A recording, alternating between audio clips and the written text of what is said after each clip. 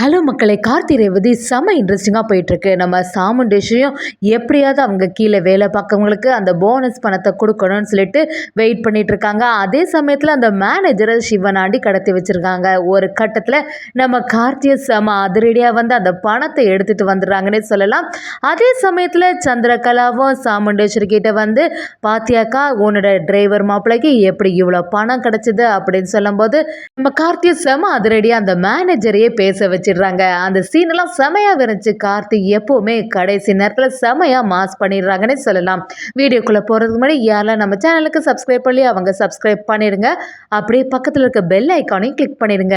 அப்போ தான் நான் போடுற வீடியோலாம் உங்களுக்கு நோட்டிஃபிகேஷனாக வரும். நம்ம ரேவதியும் சாமுண்டேஸ்வரி கிட்ட கால் பண்ணி, என்னம்மா ஆச்சு, பணம் நல்லபடியாக கிடச்சிதா, இங்கே எல்லாருமே உங்களுக்காக தான் வெயிட் பண்ணிட்டு இருக்காங்க, எப்படியாவது போனஸ் பணம் கிடச்சிரும்னு சொல்லிட்டு இங்கே இருக்காங்க அப்படிங்கிற எல்லா விஷயத்தையும் சொல்லும்போது சாமுண்டேஸ்வரி சரி அங்கேயே இருக்கட்டே, நான் கொஞ்ச நேரத்தில் வந்துடுவேன் அப்படிங்கிற மாதிரி தைரியம் கொடுக்குறாங்க. ஆனால் அதே சமயத்தில் பேங்க்கில் பார்த்தீங்கன்னா மேனேஜர் இன்னும் வரலை. அவங்களுக்கு ஃபோன் பண்ணாலும் சுவிட்ச் ஆஃப்னு இருக்கு. என்ன சொல்கிறீங்க, நீங்கள் தானே சொன்னீங்க நேற்றுக்கே இந்த டைமுக்கு வாங்க உங்களுக்கு பணம் ரெடியாக இருக்கும்னு, இப்போ என்னடானா இப்படி சொல்லிட்டீங்களே அப்படிங்கிறது சாமுண்டேஸ்வரி அந்த ஆள்கிட்ட சொல்லும்போது, அவங்களும் நாங்களும் மேனேஜர் வருவாங்கன்னு சொல்லிட்டு தான் எதிர்பார்த்துட்டு இருந்தோம், ஆனால் ஃபோனும் கிடைக்க மாட்டேங்குது, என்னாச்சுன்னே தெரிய மாட்டேங்குது அப்படின்னு சொல்லும்போது நம்ம சாமுண்டேஸ்வரியும் கார்த்திகிட்ட, சரி மாப்பிள்ள ஒரு வாட்டி அந்த மேனேஜரோட வீட்டுக்கே போய் பார்த்துட்டு வந்துருங்கன்னு சொல்லும்போது நம்ம கார்த்தி அவங்க வீட்டுக்கு போகிறாங்க. ஆனால் மேனேஜர் அப்போவே கிளம்பிட்டாங்க. ஆனால் இந்த பேங்குக்கு இன்னும் வரலை அப்படிங்கிற விஷயம் தெரிய வருது. அதே சமயத்தில் சிவனாண்டியும் முத்துவேலும் அந்த மேனேஜரை கடத்தி வச்சுருக்காங்க. எப்படி இருந்தாலும் அந்த டைமுக்கு சாமுண்டேஸ்வரி கிட்ட பணம் சேரக்கூடாது, அது வரைக்கும் இந்த மேனேஜரை இங்கே வச்சிட வேண்டியதுதான் அப்படிங்கிற மாதிரி காளியம்மையும் சேர்ந்த மாதிரி அவங்க வீட்டில் அப்படியே அடைச்சி வச்சுருக்காங்க. இதெல்லாம் தெரியாமல் நம்ம கார்த்தியும் இப்போ என்ன பண்ணுறது, பணம் வேற கரெக்டான டைமுக்கு சேர்ந்துடணுமே, அது மட்டும் இல்லாமல் குடும்பத்தோட எல்லாருமே அங்கே வெயிட் பண்ணிட்டு இருக்காங்க. ரொம்பவே ஆவலாக எதிர்பார்த்துட்டே இருப்பாங்க. இப்போ என்ன பண்ணுறதுன்னு சொல்லிட்டு சாமுண்டேஸ்வரியும் குழம்பி போயிடுறாங்க. சந்திரகலாவும் சிவனாண்டிகிட்ட ஃபோன் பண்ணி கேட்கவும், சிவனாண்டியை நீ எதுக்குமே கவலைப்படாத, எப்படி எல்லா தொழிலாளர்கள் முன்னாடியும் இந்த சாமுண்டேஸ்வரி அவமானப்பட்டு தான் நிற்க போகிறா, எப்படியும் அவளுக்கு பணம் கிடைக்க போகிறதில்ல, அதனால் நீ அதை நினச்சி எதுக்கும் கவலைப்படாத, இந்த வாட்டி கண்டிப்பாக நீ பண்ணக்கூடிய பிளான் சொதப்பல் ஆகாது சந்திரா அப்படிங்கிற மாதிரி சிவனாண்டி தைரியம் கொடுக்குறாங்க. அதே சமயத்தில் அந்த கார்த்தியும் சரியான பணக்காரன், கொஞ்ச நேரத்தில் பணத்தை எடுத்துகிட்டு வந்தானா என்ன பண்ணுறது அப்படின்னு சொல்லும்போது, சரி எது நடந்தாலும் அது நமக்கு நல்லதுக்கு தான், அவனுக்கு எப்படி இவ்வளோ பணம் திடீர்னு கிடச்சிதுன்னு எப்படி அக்காவுக்கு சந்தேகம் வரும், அதை வச்சாது அவனோட எல்லா விஷயத்தையும் நம்ம நிரூபிச்சிடலாம் அப்படிங்கிற மாதிரி சந்திரகலா அடுத்த திட்டத்தை போட ஆரம்பிக்கிறாங்க. அதே சமயத்தில் கார்த்திகிட்டையும் நம்ம மயில் வாகனம் ராஜராஜன் வந்து, என்னாச்சு மாப்பிள்ள பணம் கிடச்சிதா, இங்கே எல்லாருமே வெயிட் பண்ணிட்டு இருக்காங்க, சாமுண்டேஸ்வரி கையால் போனஸ் பணம் வாங்கணும்னு சொல்லிட்டு ரொம்பவே ஆவலாக இருக்காங்க.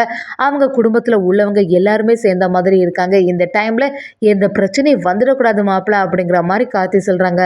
நானும் அதுக்காக தான் எல்லா வேலைகளும் செய்து பார்க்குறேன், ஆனால் அந்த மேனேஜர் எங்கே இருக்காங்கன்னு புரிய மாட்டேங்குது அப்படின்னு சொல்லிட்டு கார்த்தி நினைக்கிறாங்க. இன்னொரு பக்கம் பார்த்தீங்கன்னா ரொம்ப நேரம் ஆகியும் எந்த பதிலும் இல்லை, மேனேஜரும் எங்கே இருக்காங்கன்னு புரிய மாட்டேங்குது. சரி இந்த டைமில் என்ன பண்ணுறது, நம்ம கார்த்தி அப்படியே குழம்பி போயிடுறாங்க. சரி இப்போ எப்படியாவது பணத்தை அரேஞ்ச் பண்ணி கொடுத்துட்டு அதுக்கப்புறமா எப்படியாவது நம்ம அத்தைக்கிட்ட சமாளிச்சிடலான்னு சொல்லிட்டு நம்ம கார்த்தி ஒரு யோசனையில் இருக்காங்க. கார்த்தியும் நம்ம அருண்கிட்ட ஃபோன் பண்ணி எல்லா விஷயத்தையும் சொல்லவும், சரி அவ்வளோதானடா, நான் உனக்கு ட்ரான்ஸ்ஃபர் பண்ணி விடுறேன், அதுக்கு ஏற்றவாறு நீ நடந்துக்கோன்னு சொல்லிடுறாங்க. ஒரு வழியாட்டு நம்ம கார்த்தியோட கையில் பணமும் கிடச்சிடுது. அப்படியே அதை எடுத்துட்டு வராங்க. கார்த்தி அவ்வளோ பணத்தை எடுத்துகிட்டு வராங்க. சாமுண்டேஸ்வரிக்கும் ஒன்றும் புரிய மாட்டேங்குது. அப்படியே கார்த்திட்டு வந்து, என்ன மாப்பிள்ளை எல்லாம் சரியாக கிடச்சிட்டா அப்படின்னு சொல்லும்போது நம்ம கார்த்தியும், ஆமாத்த எல்லாம் நல்லபடியாக பணம் கிடச்சிட்டு கரெக்டான டைமில் நம்ம ஊழியர்களுக்கு எல்லாத்தையும் கொடுத்துடலாம் அப்படிங்கிற மாதிரி சொல்கிறாங்க. இதை சந்திரகலா கொஞ்சம் கூட எதிர்பார்க்கல. என்ன இங்கே நடக்குது, எப்படி இந்த பணம் இந்த கார்த்திக்கு கிடச்சிருக்கோம் அப்படின்னு சொல்லிட்டு ரொம்பவே டென்ஷன் ஆகிறாங்க. அப்படியே சாமுண்டேஸ்வரி கிட்ட வந்து, அக்கா அது எப்படி இவனுக்கு இந்த பணம் கிடச்சிது, நீ தானே சொன்னாங்க மேனேஜர் யாருமே இல்லை, அதுக்கப்புறமா எப்படி பணம் கிடைக்கும் உன்னோட மாப்பிள்ளைக்கு மட்டும், அப்போ உன்னோட மாப்பிள்ளைக்கு பின்னாடி ஏதோ ஒரு உண்மை மறைஞ்சிருக்கு தானே, நான் ஏற்கனவே சொன்னேன் அவன் ராஜசேதுபட பேரன்னு, அதே மாதிரி தானே இந்த விஷயமும் இருக்குது, இதை நினச்சி நீ எதுவுமே குழப்பம் ஆகலையா அப்படிங்கிற மாதிரி நம்ம சாமுண்டேஸ்வரி சரியாக கேள்வி கேட்குறாங்க. கார்த்தியும் அந்த இடத்துல செம அதிரடி அந்த மேனேஜரையும் கூட்டிட்டு வந்துடுறாங்க. அது மட்டும் இல்லாம ஏற்கனவே அந்த மேனேஜர் நம்ம கார்த்திட்ட டைமே முடிஞ்சு போச்சு. இதுக்கு மேல அந்த பணத்த பேங்க்லேருந்து எப்படி எடுக்க முடியும்னு தெரிய மாட்டேங்குதுன்னு சொல்லும்போது, நம்ம கார்த்தியும் என் கூட வந்து என்னோட அத்தைக்கிட்ட நான் சொல்ற மாரியே சொல்லுங்க. ஆனா பணத்த நான் எப்படியாவது ரெடி பண்ணிடலாம் அப்படிங்கிற மாரி சொல்லி வைக்கிறாங்க. நம்ம மேனேஜரும் சாமுண்டேஸ்வரி கிட்ட, மேடம் கரெக்டான டைம்ல உங்க மாப்பிள வந்து என்ன காப்பாத்திட்டாங்க. அது மட்டும் இல்லாம அதனால தான் உங்களுக்கு இந்த பணமும் கிடைச்சதுன்னு சொல்றாங்க. சாமுண்டேஸ்வரிக்கு ஒண்ணுமே புரிய மாட்டேங்குது. என்னாச்சு அப்படின்னு விசாரிக்கும்போது, யாரோ 2 பேர் நான் பேங்குக்கு கிளம்பும்போது கரெக்டா என்னோட ஃபேஸ்ல மயக்க மருந்த அடிச்சுட்டு அப்படியே வேற ஒரு இடத்துல போட்டு அடைச்சிட்டாங்க. என்ன நடந்ததுன்னே தெரியல. நேத்தைக்கே ஏற்கனவே 2 பேர் வந்து என்கிட்ட உங்களுக்கு சைன் போட்டு தரக்கூடாது அப்படின்னு சொல்லிட்டு லஞ்ச பணம் எல்லாம் கொடுக்க போறேன் அப்படின்னு சொன்னாங்க. நான் தான் அதை கேட்காம ரொம்பவே பிடிவாதமா இருந்தேன்.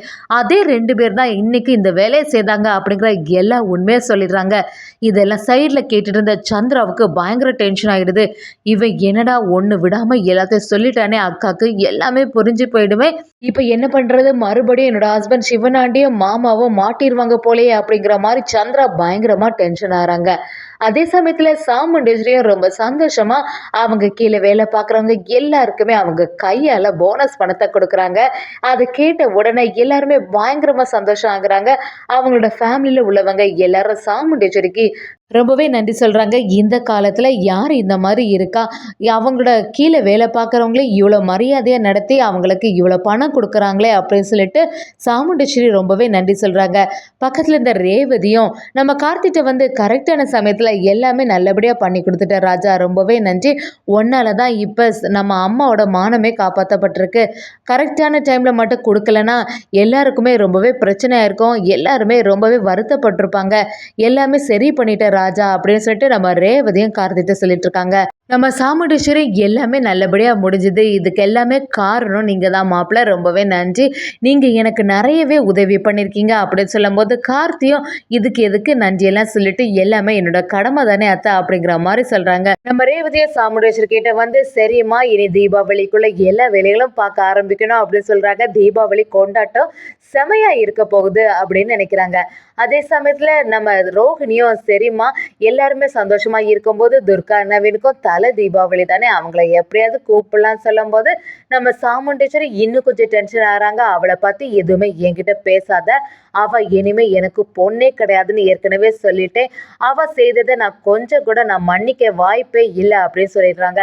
நம்ம ரேவதி அதை நினைச்சு கொஞ்சம் வருத்தப்பட ஆரம்பிக்கிறாங்க. எல்லாரும் சந்தோஷமா இருக்கும்போது நம்ம துர்கா நவீன் மட்டும் இந்த இடத்துல இல்லையே அப்படின்னு நினைக்கிறாங்க.